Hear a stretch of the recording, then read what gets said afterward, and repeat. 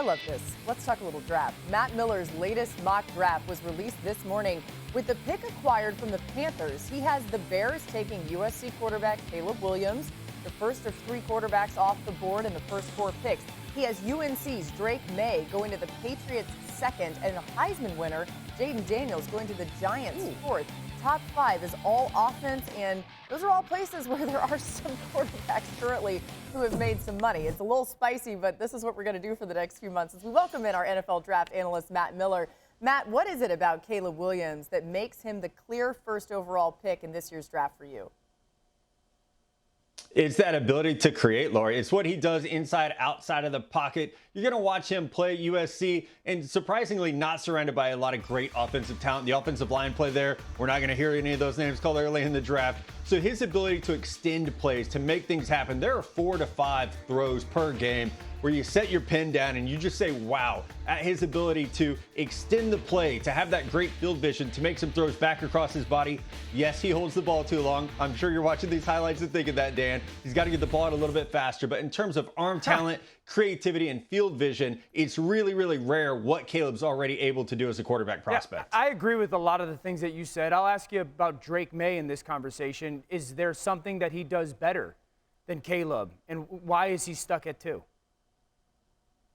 Yeah, I think Drake plays better from within the pocket right now, just like that boom, boom, boom. Playing on schedule, Drake Maye's a little bit better. The questions that I have, and I hear this from NFL scouts too with Drake Maye, is he's just inconsistent with his ball placement at times. And we saw that this year. His numbers dropped, 24 touchdowns, 9 interceptions. That was a bit of a decline for him. They ran the ball a little bit more this year. He had 500 yards, 9 rushing touchdowns. But you want a little bit more. There are times watching him play, you see the Justin Herbert size and arm. You see the Josh Allen-like mobility at times. But also, I watch and I just want a little bit more consistency, a little bit more efficiency from watching Drake Maye play. Raw mechanically? Yeah, not as raw mechanically, not Josh Allen raw. We're not talking like Wyoming Josh. Yeah. I think, the arm angle, he's able to adjust. He's able to find different windows. But I think where the inconsistency in that ball placement shows up is he's rushing things at times. The weird thing about both these quarterbacks, neither had a great offensive line. And that's going to show up time and time again as we dive into these evaluations. I think that's the difference. With Drake, he rushed behind a bad offensive line, left some throws out there on the field, whereas Caleb is able to move around and he moves to throw. I've heard you say that a lot, Dan. Moves to throw, not just moves to run. Yeah, different levels of talent, obviously. But remember, Will Levis had that bad O-line at Kentucky. We saw him a pretty good performance last night on Monday Night Football. I'm curious about Jayden Daniels, Matt, because you have him 4th to the Giants. You think he could sort of help his case and get into that top 2 territory maybe as we get closer to draft time?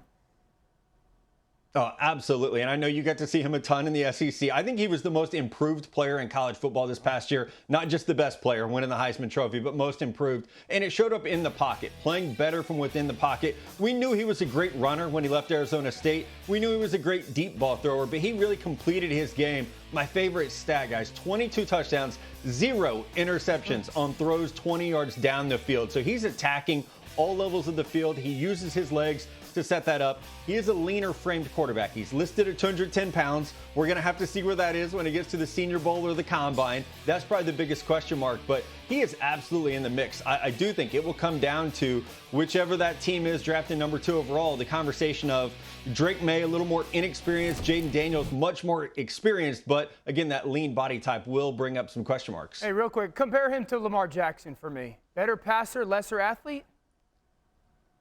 Yes, absolutely. You're stealing my comps, Dan. You're taking my job here. You're spot on there. I think the running ability reminds you of Lamar. Also, that lean body type. I think he is much more efficient as a passer. Mechanically, he's ahead of where Lamar was at Louisville, but he's not running like Lamar, but I don't know that anyone is. Yeah, a little peek inside just the coaching standpoint from Jayden Daniels. Brian Kelly would tell you that they wanted Daniels to take more risks. They were trying to get that out of him a little bit because they saw the skill set and the talent there, and he wanted to be careful, which is probably a really nice mix for a team that would get him in and coach him up at the next level. All right, let's do a little Ask Matt. It's our first time to get to do this, and this is where we have our analysts ask Matt any question they want about the mock draft that you just put out. So, Mina, we're going to start with you. What do you want to know? I want to know where you got that photo. No, I want to ask you about this great wide receiver class. I think we all agree Marvin Harrison Jr. goes first overall. But, Matt, my belief is some of the next tier particularly Malik Nabers, Keon Coleman, and Rome Odunze, go Dogs, would go first overall in other classes. Do you think there's a clear number 2 wide receiver, or do you think it's going to come down to the preference of the teams, potentially things that happen between now and the draft? Yeah, I mean, I love you sneaking in the Go Dogs. Rome Odunze was amazing this year. I do think that those 3 players you mentioned are all really clustered together. I personally have a hard time separating them because Keon Coleman's 6'4", but he was FSU's punt returner, so he's so electric and explosive. Malik Nabers has the best yards after catch ability in the class, and Rome is just a dog. I mean, he is so good on the 50-50 balls, the back shoulder fade. So I do think, like you said, it's going to come down to team preference. If you're looking for more of a yak guy, you're going to go to Malik Nabers. If you're looking for someone to win down the field on the physical routes, Keon Coleman and Rome Odunze are the guys you're going to be fighting over a little bit. Brock Bowers, go Dogs. Brock Bowers, is he going to be seen as a real tight end, or is he going to be seen as a stand-up slot receiver? Real tight end. And let's remember, there were times in 2022 he played tailback for Georgia because they just wanted to get this dude the football. So I see him, Dan, as more of a George Kittle. Not quite that level of a blocker, not yet at least, but someone that can play in line. You can move him all over in motion. You can flex him out. And he was the best pass catcher at Georgia the last 3 years. They really schemed around the tight end. So I know there's going to be a lot of conversation about guys like Kyle Pitts that haven't really lived up to their draft stock. But I look at guys like Sam Laporta, who's having a great rookie year for the Detroit Lions. And I think Bowers is a plus version of Laporta. So he should still be, my number 6 player. He should still be drafted very early. Yeah, by the way, he loves the physicality of blocking, so I think he'll get even better at that area. You can see the full mock from Matt on ESPN.com. More of this to come.